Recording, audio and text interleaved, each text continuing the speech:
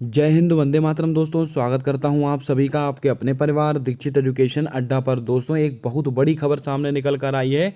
आप सभी जानते हैं लोकसभा के चुनाव होने वाले हैं और उससे पहले मोदी सरकार ने कर दिया है बहुत बड़ा ऐलान। जी हां दोस्तों, मोदी सरकार ने CAA देश भर में लागू कर दिया है। दोस्तों, ये क्या है? ये नया कानून, भारतीय नागरिकता कानून। दोस्तों, क्या है ये नया कानून? इससे संबंधित जो भी सवाल आपके मन में उठ रहे होंगे, सारे सवालों के जवाब आज आपको इस वीडियो के अंदर मिलने वाले हैं। क्या यह कानून सिर्फ मुसलमानों के लिए है? क्या यह कानून किसी धर्म को टारगेट कर कर बनाया गया है? क्या इसके फायदे होने वाले हैं? क्या इसके नुकसान होने वाले हैं? और इसका प्रदर्शन क्यों हो रहा है? और कौन कौन इसके पक्ष में है, कौन कौन इसके विपक्ष में है? पूरी कहानी आज आपको मैं यहाँ पर बताने वाला हूँ। पूरी वीडियो को बहुत ध्यानपूर्वक देखिएगा और ध्यान से समझने का प्रयास कीजिएगा आखिरकार क्या है ये नया कानून। दोस्तों, CAA देश भर में हो चुका है लागू। अब दोस्तों, CAA का मतलब क्या होता है? भारतीय नागरिकता कानून, जो दोस्तों 1955 में बदलाव के लिए नागरिकता संशोधन विधेयक 2016 में संसद में पेश किया गया था। यानी कि दोस्तों ये वर्ष 2016 में संसद में पेश कर दिया गया था ये कानून। और दोस्तों 10 दिसंबर 2019, कब? 10 दिसंबर 2019 को लोकसभा में और अगले दिन राज्यसभा में पास हो गया था ये कानून। यानी कि दोस्तों ये कानून अभी का नहीं है। इस पर दोस्तों मंथन आप समझ सकते हैं 2019 से 2016 से चल रहा है। आज जाकर दोस्तों इसके ऊपर अधिसूचना जारी की है मोदी सरकार ने। बहुत बड़ा निर्णय लिया गया है, बने रहिएगा, अभी मैं आपको बताने वाला हूं। यानी कि दोस्तों 2016 में संसद में पेश किया गया था और 10 दिसंबर 2019 को लोकसभा और अगले दिन राज्यसभा में इसको पास कर दिया गया। अब दोस्तों 12 दिसंबर 2019 को राष्ट्रपति की मंजूरी मिलते ही CAA कानून बन गया। अब आप समझ गए होंगे ये किस प्रकार कानून बना है। और दोस्तों 11 मार्च 2024 को केंद्र सरकार ने CAA की अधिसूचना जारी कर दी है। बहुत बड़ी खबर सामने निकल कर आ चुकी है। अब दोस्तों जैसे ही ये न्यूज़ सामने निकल कर आई है, चारों तरफ बहुत ज़्यादा बवाल कट चुका है। बहुत ज़्यादा जगह पर दोस्तों इसको लेकर आलोचनाएं भी की जा रही हैं और बहुत जगह पर दोस्तों इसको बहुत अच्छा फैसला बताया जा रहा है मोदी सरकार का।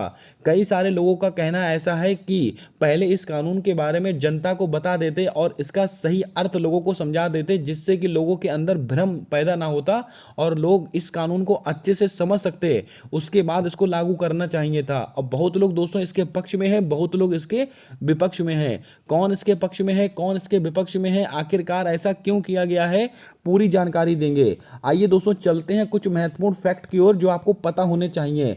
दोस्तों हम यहाँ पर एक एक बात बहुत ध्यानपूर्वक समझने वाले हैं।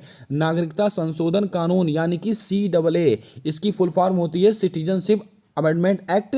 तो याद रखिएगा क्या है दोस्तों, CAA। और दोस्तों ये संसद में पास होने से पहले CAB यानी कि सिटीजनशिप अमेंडमेंट बिल था। दोस्तों ये पहले बिल था। संसद में पास होने से पहले कोई भी चीज़ होती है वो दोस्तों बिल कहलाती है। पहले ये क्या था? Citizenship amendment bill. और दोस्तों संसद में पास हो गया तो अब क्या कहलाया है? Citizenship amendment act. दोस्तों राष्ट्रपति की मोहर लगने के बाद यह बिल नागरिक संशोधन कानून बन गया, यानी कि एक्ट बन गया। अब राष्ट्रपति की मोहर इस पर लग गई तो दोस्तों ये एक्ट बन गया। चलिए बढ़ते हैं कुछ महत्वपूर्ण तथ्यों की ओर जो आपको पता होने चाहिए। अब दोस्तों बात करते हैं सबसे महत्वपूर्ण मुद्दों को लेकर, जिसको लेकर दोस्तों आपके मन में बहुत सारे सवाल उठ रहे होंगे। एक एक सवाल का जवाब आपको यहाँ पर मिल जाएगा आपको। दोस्तों CAA नागरिकता संशोधन कानून 2019 तीन पड़ोसी देशों यानी कि पाकिस्तान, अफगानिस्तान और बांग्लादेश के उन अल्पसंख्यक को भारतीय नागरिकता देने का रास्ता खोलता है जिन्हें लंबे समय से भारत में शरण ली हुई थी। मोस्ट इंपॉर्टेंट फैक्ट है, याद रखिएगा इसको दोस्तों।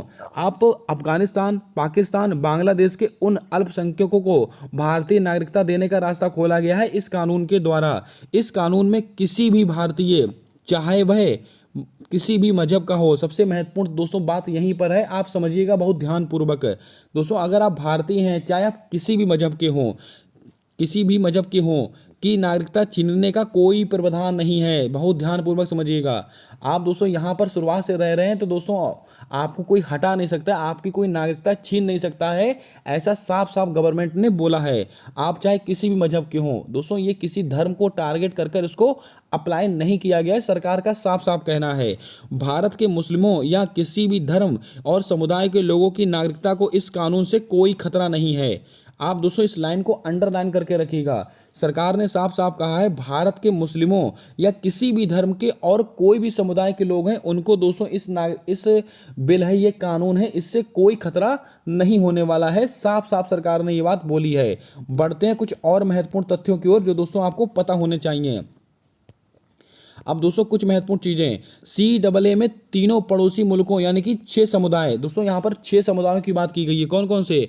हिंदू, सिख, ईसाई, जैन, बौद्ध और पारसी शरणार्थियों को भारतीय नागरिकता देने का प्रावधान किया गया है। इन्हें भारतीय नागरिकता तब मिलेगी जब वे 31 दिसंबर 2014 को या उससे पहले भारत में प्रवेश कर गए हों। इस बात को आप याद रखिएगा। ये दोस्तों क्या बात बोली गई है इस बिल के अंदर? दोस्तों साफ साफ बोला गया है यहाँ पर दोस्तों, जो मुस्लिम समुदाय है या कोई सा भी धर्म का व्यक्ति है, अगर भारत में पहले से रह रहा है तो उसकी नागरिकता को कोई खतरा नहीं है। उसके ऊपर दोस्तों कोई खतरा नहीं है, उसकी नागरिकता को कोई खतरा नहीं है।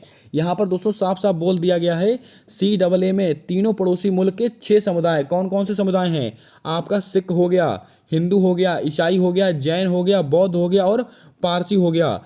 इनके जो शरणार्थी हैं, इनको दोस्तों भारतीय नागरिकता देने का प्रावधान किया गया है। यानी कि अगर ये इस धर्म के व्यक्ति हैं, दोस्तों 3 पड़ोसी देश हैं। इन पड़ोसी देश दोस्तों कौन कौन से थे? अभी मैंने आपको बताया था। कौन है दोस्तों? भारत, पाकिस्तान और बांग्लादेश। यानी कि दोस्तों भारत, पाकिस्तान और बांग्लादेश, माफ कीजिएगा, पाकिस्तान, अफगानिस्तान और बांग्लादेश, पाकिस्तान और अफगानिस्तान और बांग्लादेश। अगर इन दोस्तों जगहों के यानी कि इन मुल्कों के दोस्तों हिंदू, सिख, ईसाई, जैन, बौद्ध और पारसी इस धर्म के लोग दोस्तों यहाँ पर भारत में हैं, तो इनको नागरिकता देने का प्रावधान किया है इस बिल के तहत भारत सरकार ने।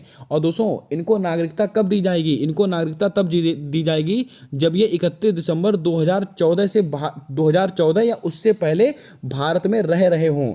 याद रखिएगा, ये दोस्तों बहुत महत्वपूर्ण चीज़ें हैं। अब दोस्तों कुछ चीज़ें हैं जो दोस्तों आपको पता होनी चाहिए, जैसे कि इसलिए प्रदर्शन हो रहा है। दोस्तों इसका प्रदर्शन क्यों कर रहे हैं लोग, ये भी बात आपको पता होनी चाहिए। आइए दोस्तों देखते हैं इसका प्रदर्शन क्यों हो रहा है, आखिरकार इतना दोस्तों बवाल क्यों मच रहा है। पूरी जानकारी मैं आपको यहाँ पर बताने वाला हूँ, ये देखिएगा बहुत ध्यानपूर्वक। कानून में हिंदू, सिख, ईसाई, जैन और बौद्ध और पारसी शरणार्थियों को भारतीय नागरिकता दी जाने की बात की गई है। इसमें भारतीय मुसलमानों को कोई परेशानी नहीं होगी। ये बात बहुत महत्वपूर्ण है, इसको आप याद रखिएगा। बहुत सारे लोग हैं इस भ्रम में हैं और दोस्तों उनको ऐसा लगता है कि उनकी नागरिकता को खतरा होने वाला है, तो दोस्तों इस भ्रम से दूर रहिएगा और जो झूठी खबरें हैं उनसे दूर रहिएगा। बावजूद इस तहत का भ्रम फैलाया जा रहा है कि ये कानून मुस्लिम विरोधी है। दोस्तों ये प्रदर्शन क्यों हो रहा है? दोस्तों ऐसा न्यूज़ चैनल के द्वारा या दोस्तों ऐसे न्यूज़ दोस्तों ऐसी अफवाहें उड़ाई जा रही हैं कि ये जो कानून है वो मुस्लिम विरोधी कानून है, इसीलिए दोस्तों इतना सारा प्रदर्शन हो रहा है। भारतीय मुसलमानों को ये डर दिखाकर भरमाया जा रहा है, कि उनको ऐसे भ्रमित किया जा रहा है कि इस कानून में उनकी नागरिकता भी खतरे में पड़ सकती है। इस मामले में प्रधानमंत्री नरेंद्र मोदी व गृह मंत्री अमित शाह समेत सरकार के तमाम जो मंत्री बयान दे चुके हैं कि ये कानून शरणार्थियों को नागरिकता देने के लिए है। इसमें किसी की भी नागरिकता छीनने का कोई प्रावधान नहीं है। किसी भी मुस्लिम या अथवा नागरिक को इससे घबराने की जरूरत नहीं है। यानी कि दोस्तों बहुत सारा दोस्तों कंटेंट सोशल मीडिया पे इस तरह से भरा हुआ है जिससे कि दोस्तों आप इंसान को भ्रमित किया जा रहा है और ऐसी अफवाहें उड़ाई जा रही हैं कि इसमें मुस्लिम समुदाय की जो नागरिकता है वह खतरे में पड़ सकती है। लेकिन सरकार ने साफ साफ दोस्तों यहाँ पर अपना बयान दिया है। सरकार ने साफ साफ कहा है कि इस मामले में प्रधानमंत्री नरेंद्र मोदी और गृह मंत्री अमित शाह समेत सरकार के तमाम मंत्री बयान दे चुके हैं कि यह कानून शरणार्थियों को नागरिकता देने की बात कही गई है, ना कि दोस्तों किसी की नागरिकता छीनने की बात यहां पर कही गई है। इसलिए दोस्तों ये प्रदर्शन इतना हो रहा है क्योंकि दोस्तों गलत अफवाहें, गलत दोस्तों जानकारी यहां वहां सर्कुलेट की जा रही है।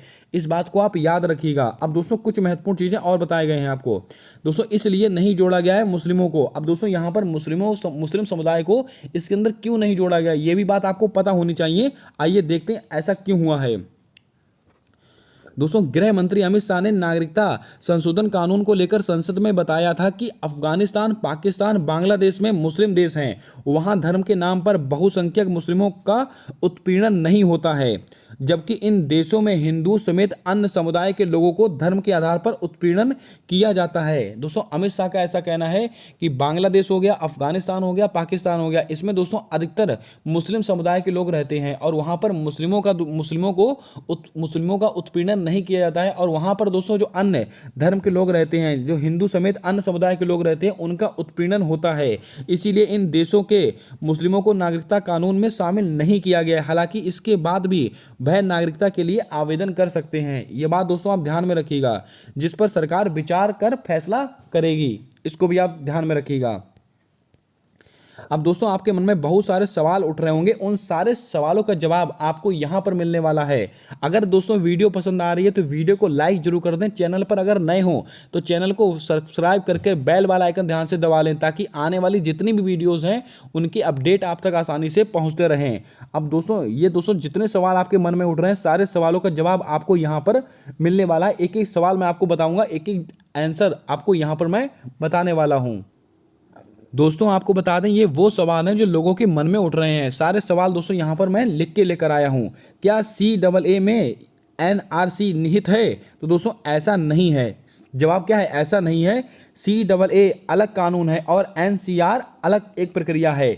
CAA संसद से पारित होने के बाद देश भर में लागू हो चुका है, जबकि देश के लिए NCR के नियम व प्रक्रिया तय होने में अभी बाकी है। असम में जो NCR की प्रक्रिया चल रही है वह माननीय सर्वोच्च न्यायालय के आदेश और असम के समझौते के तहत की गई है।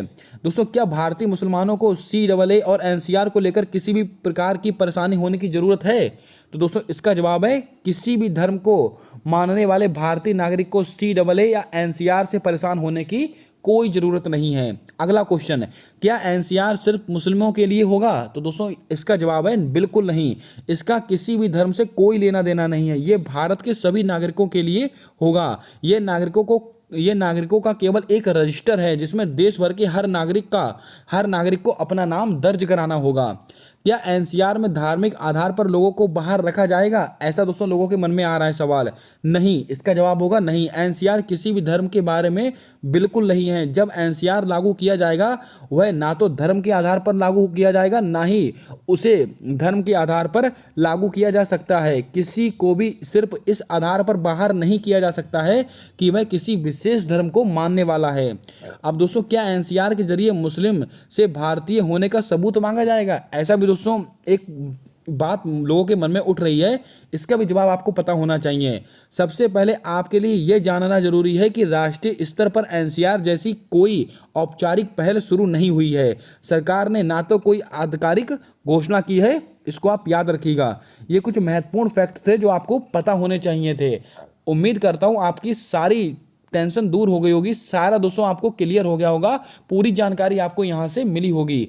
अगर दोस्तों आपको वीडियो पसंद आई है तो वीडियो को लाइक कर दें। चैनल पर पहली बार आए हो तो चैनल को सब्सक्राइब कर रेड वाला आइकन ध्यान से दबाकर और बेल वाला आइकन ध्यान से दबाकर इसको दोस्तों अपडेट कर लें, ताकि आने वाली सारी वीडियो की अपडेट आप तक आसानी से पहुंचते रहें। मिलते हैं आने वाली अगली वीडियो में, तब तक के लिए जय हिंद, जय भारत। दोस्तों अपना सपोर्ट, अपना प्रेम हमारे इस यूट्यूब चैनल के साथ हमेशा यूं ही बनाकर रखिएगा।